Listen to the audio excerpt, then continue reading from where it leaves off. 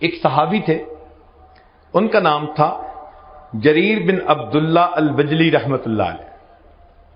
وہ جہاں بیٹھتے، جس مجلس میں بیٹھتے، نصیحت کی بات کرتے اور سب کو کہتے کہ بھئی میں نے نبی علیہ السلام سے بیعت کی تھی کہ میں سب کی خیر خواہی کروں گا۔ ان کا اپنا واقعہ ذرا سنیے، آپ کو لگے گا شاید کوئی دیوانہ آدمی ہے، مگر دیوانوں کی بات ذرا سنیے۔ گھوڑا خریدنا تھا، ایک آدمی کے پاس تشریف لے گئے، پوچھا بھئی گھوڑا لینا چاہتے ہو؟ اس نے کہا جی۔ کتنی پرائس؟ اس نے کہا جی میں 300 دینار میں یہ گھوڑا دے دوں گا۔ آپ نے گھوڑے کو دیکھا، فرمایا کہ نہیں تجھے اندازہ نہیں، تیرا گھوڑا زیادہ قیمتی ہے۔ اب گاہک خود مالک کو کہہ رہا ہے کہ تیرا گھوڑا زیادہ قیمتی ہے۔ اس نے کہا اچھا آپ 400 دے دیں۔ پھر گھوڑے کو دیکھا، فرمایا نہیں نہیں یہ اس سے بھی زیادہ قیمتی گھوڑا ہے، تجھے اندازہ نہیں ہے۔ وہ حیران، اس نے کہا اچھا جی پھر 500 دینار دے دیں۔ آپ نے پھر گھوڑے کو دیکھا، فرمانے لگے کہ نہیں میری اسیسمنٹ یہ ہے کہ یہ اس سے بھی زیادہ قیمتی ہے۔ اس نے کہا جناب 600 دے دیں۔ فرمانے لگے بھئی میں سچ بات کہوں کہ میری اسیسمنٹ اس سے بھی زیادہ۔ اس نے کہا 700 دینار دے دیں۔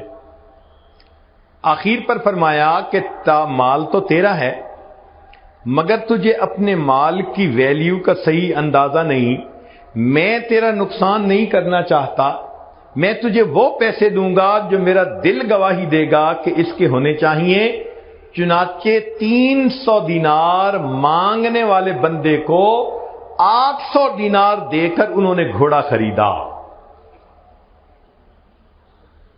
کوئی سوچ سکتا ہے کہ اتنی خیر خواہی تھی ایک دوسرے کی؟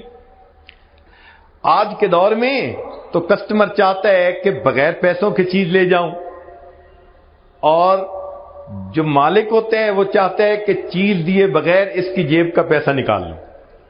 یہ آج کل کی تجارت ہے۔ مگر نبی علیہ الصلوۃ والسلام نے خیر خواہی کا جذبہ دیا، اور اس خیر خواہی نے ایسا معاشرہ جنم دیا، ایک دوسرے کو اپنے اوپر ترجیح دینے والے، ایک دوسرے کے ساتھ خیر کا معاملہ کرنے والے۔ چنانچہ مشہور واقعہ ہے کہ جنگ یرموک میں ایک صاحب بہت زیادہ پیاسے ہیں اور آخری لمحے میں ہیں، اور وہ کہتے ہیں العطش، پیاس، سخت گرمی تھی۔ ان کے چچا زاد بھائی، ان کے پاس مشک تھی، وہ مشک لے کے پہنچے کہ ان کو پانی پلائیں۔ جب ان کو پانی پلانے لگے تو اتنے میں کسی دوسری طرف سے آواز آئی العطش، پیاس۔ تو انہوں نے اپنا منہ بند کر لیا اور سر ہلا کر اشارہ کیا کہ دوسرے کو پلاؤ۔ وہ دوسرے کے پاس گئے، اس کو پانی پلانے لگے تو تیسری طرف سے آواز آئی، انہوں نے بھی منہ بند کر لیا۔ وہ تیسرے کے پاس گئے تو ان کے جاتے جاتے تیسرے فوت ہو چکے تھے، لوٹ کے دوسرے کے پاس آئے تو وہ بھی فوت ہو چکے تھے، جب پہلے کے پاس آئے تو وہ بھی فوت ہو چکے تھے۔ سوچئے اللہ کے حبیب صلی اللہ علیہ وسلم نے کیا خیر خواہی دی تھی کہ عین آخری وقت کی جو پیاس ہوتی ہے اس میں بھی وہ اپنے اوپر اپنے بھائی کو ترجیح دیا کرتے تھے۔ فرشتوں کو دکھانا تھا بشر ایسے بھی ہوتے ہیں۔ اللہ رب العزت نے اپنے حبیب صلی اللہ علیہ وسلم کو ایسی تعلیمات دے کر بھیجا، اور نبی علیہ السلام نے ایسی جماعت کھڑی کر دی کہ اصل مقصود یہ تھا کہ انسانیت کی عظمت واضح کرنی تھی۔ اللہ تعالیٰ فرشتوں کو دکھانا چاہتے تھے کہ دیکھو انسان ہو کر بھی ایسا ہوا جاتا ہے۔ فرشتوں کو دکھانا تھا بشر ایسے بھی ہوتے۔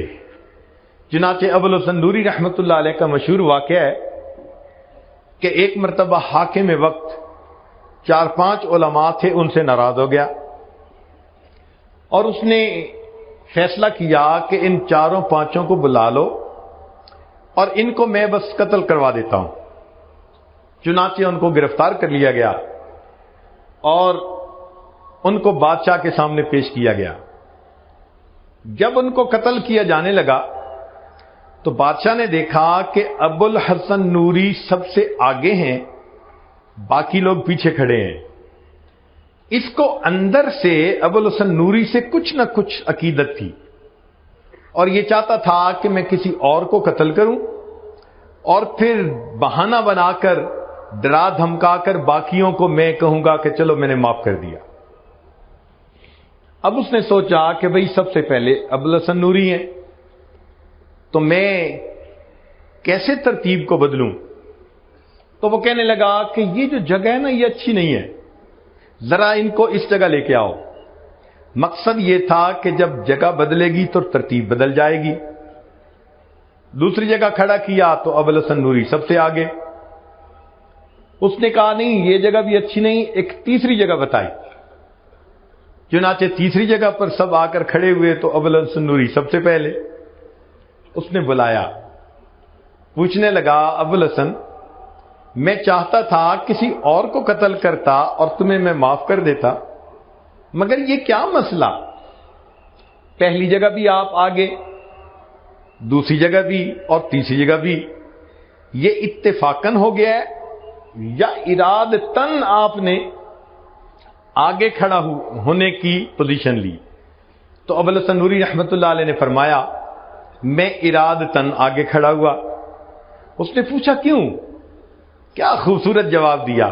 فرمانے لگے کہ میں اس لیے ارادتاً آگے کھڑا ہوا کہ جتنی دیر جلاد مجھے قتل کرنے میں لگائے گا میرے باقی بھائیوں کو اتنے سانس اور لینے کا موقع مل جائے گا۔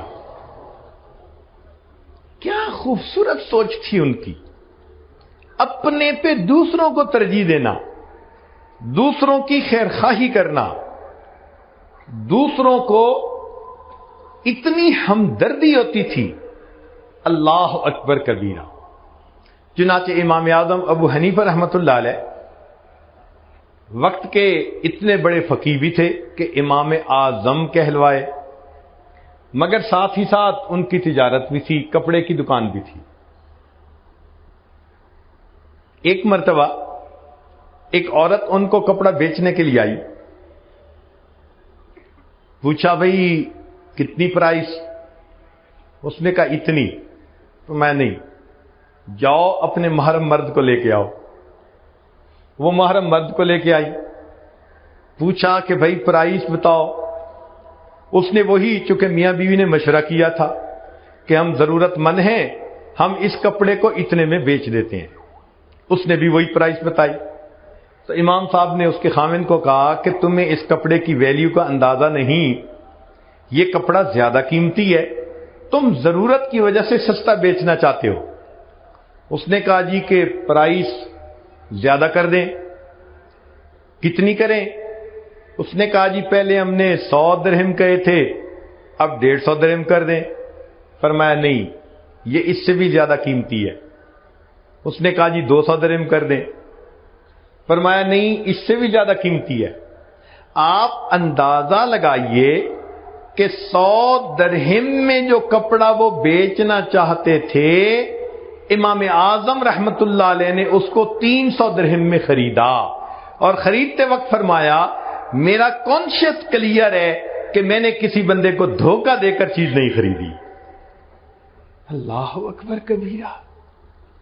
یہ کیسے حضرات تھے جو کسی کا برا چاہتے ہی نہیں تھے، سوچتے ہی نہیں تھے کہ کسی کا برا ہو، کسی کا نقصان ہو، وہ ہر ایک کا فائدہ چاہتے تھے۔ چنانچہ امام اعظم ابو حنیفہ رحمۃ اللہ علیہ ایک مرتبہ عصر کے قریب اپنی دکان بند کر کے گھر آ رہے ہیں، ایک صاحب سے ملاقات ہوئی۔ اس نے پوچھا نعمان آج دکان جلدی بند کر دی، پہلے تو مغرب کے وقت بند کرتے تھے، آج ظہر کے بعد ہی بند کر دی؟ فرمانے لگے ہاں آج میں نے ظہر کے بعد بند کر دی۔ وجہ کیا ہے؟ فرمانے لگے کہ آج آسمان پر بادل ہیں اور روشنی کم ہے، وہ بجلی کا زمانہ تو تھا نہیں، تو فرمانے لگے کہ روشنی کم تھی، اور جب روشنی کم ہوتی ہے، ویزیبلٹی کم ہوتی ہے، اس وقت جو کپڑے کا گاہک ہوتا ہے اس کو کپڑے کی کوالٹی کا صحیح پتہ نہیں چلتا. میں نے دکان بند کر دی, میری دکان کا کوئی گاہک کم قیمت کپڑے کو بیش قیمت سمجھ کر مجھ سے نہ خریدے, اس کو کہیں نقصان نہ ہو جائے. اللہ اکبر کبیرہ. آپ سوچئے کہ ایسے بھی تجارت ہوا کرتی تھی جب ہم صحیح معنوں میں مسلمان تھے. یہ وہ ہستیاں تھیں کہ جو صحیح معنوں میں مسلمان تھے. عبداللہ ابن مبارک رحمت اللہ علیہ ایک بڑے محدث ہیں. ان کا ایک پڑوسی تھا اور وہ پڑوسی مکان بیچنا چاہتا تھا. تو خریدار نے آ کے پوچھا مکان کی کتنی قیمت؟ اس نے کہا جناب 2000 دینار. اس نے کہا بھائی اس مکان کی قیمت تو 1000 دینار بہت ہے, اس نیبرہڈ میں تو 1000 دینار قیمت بہت ہے.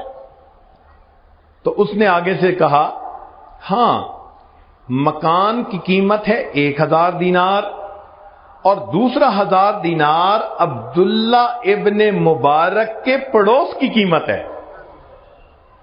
جب ہم صحیح معنوں میں مسلمان تھے ہمارے ہمسائے کے گھروں کی قیمتیں بڑھ جایا کرتی تھی.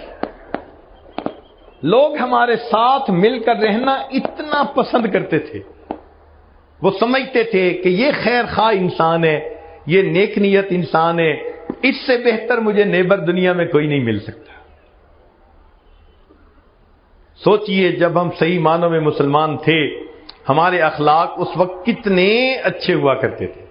چنانچہ بغداد جب پوری دنیا کا مرکز تھا اس وقت کفار نے سوچا کہ مسلمانوں کے معاشرے کا اندازہ تو لگایا جائے کہ کیا وجہ ہے کہ یہ جہاں جاتے ہیں کامیابی ان کے قدم چومتی ہے.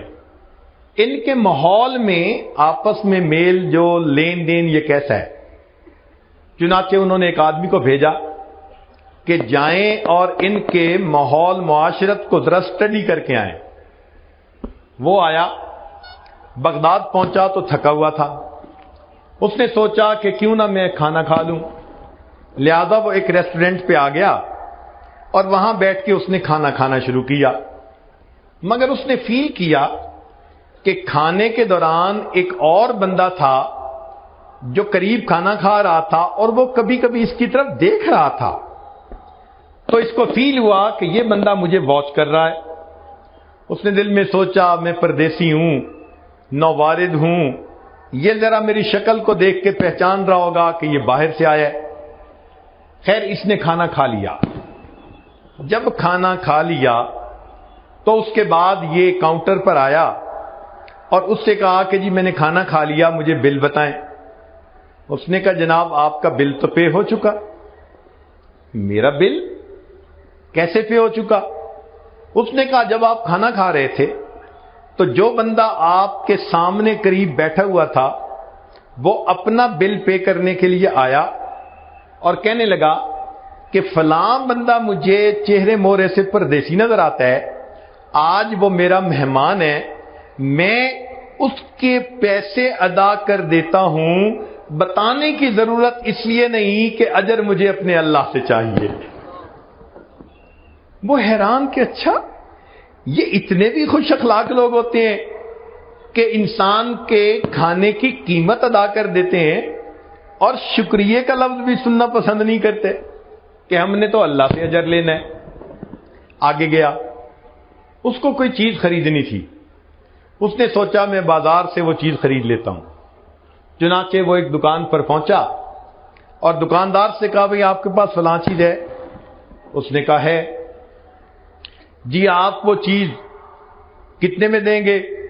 اس نے کہا میں 10 ریال میں دوں گا. بھائی مجھے دے دیجئے. کہنے لگے آپ ذرا میرے ساتھ کوآپریٹ کریں, سامنے جو دکاندار ہے نا آپ اس کے پاس چلے جائیں, یہی چیز آپ کو اتنی ہی پرائس میں وہاں سے مل جائے گی. وہ سامنے چلا گیا, وہاں اس نے جا کے وہ چیز مانگی, اس نے 10 درہم بتائے تو 10 درہم میں اس نے وہ چیز لے لی. لیکن اس کے ذہن میں خیال آیا یار پہلے دکاندار نے خود کچھ نہیں لیا اور مجھے دوسرے کی طرف ڈائریکٹ کر دیا، یہ کیا مسئلہ ہے؟ وہ لوٹ کے پہلے دکاندار کے پاس آیا اور اس دکاندار سے کہتا ہے کہ جناب آپ کے پاس چیز تھی نہیں یا آپ نے مجھے بیچی نہیں؟ اس نے کہا بھئی چیز تھی مگر میں چاہتا تھا کہ آپ سامنے والے دکاندار سے لیں۔ اس نے کہا کیوں؟ دکاندار تو اپنے گاہک کو دوسرے کے پاس نہیں بھیجتے۔ تو وہ دکاندار کہنے لگا اصل وجہ یہ ہے کہ آج میرے پاس اتنے گاہک آئے کہ میرے بچوں کا گزارا بڑا اچھا ہو جائے گا، میں دیکھ رہا تھا میرے اس دکاندار بھائی کے پاس آج کوئی کسٹمر نہیں آیا، میں نے سوچا آپ اس سے خرید لیں گے، اس کو کچھ منافع ہوگا تو اس کے بچوں کے لیے بھی آج کچھ انتظام ہو جائے گا۔ ایک وقت تھا اتنی خیر خواہی دل میں بھری ہوتی تھی کہ دو دکاندار ہمسائے میں ہوتے تھے، وہ ایک دوسرے کے اتنے خیر خواہ ہوتے تھے۔ یہ وہ ہستیاں تھیں کہ جنہوں نے دین کو سمجھا اور دین کو اپنایا۔ اللہ تعالیٰ چاہتے ہیں کہ میرے ایسے با اخلاق بندے دنیا میں ہوں تاکہ پتہ چلے کہ صحیح معنوں میں مومن مسلمان کون ہوتا ہے۔ فرشتوں کو دکھانا تھا بشر ایسے بھی ہوتے ہیں۔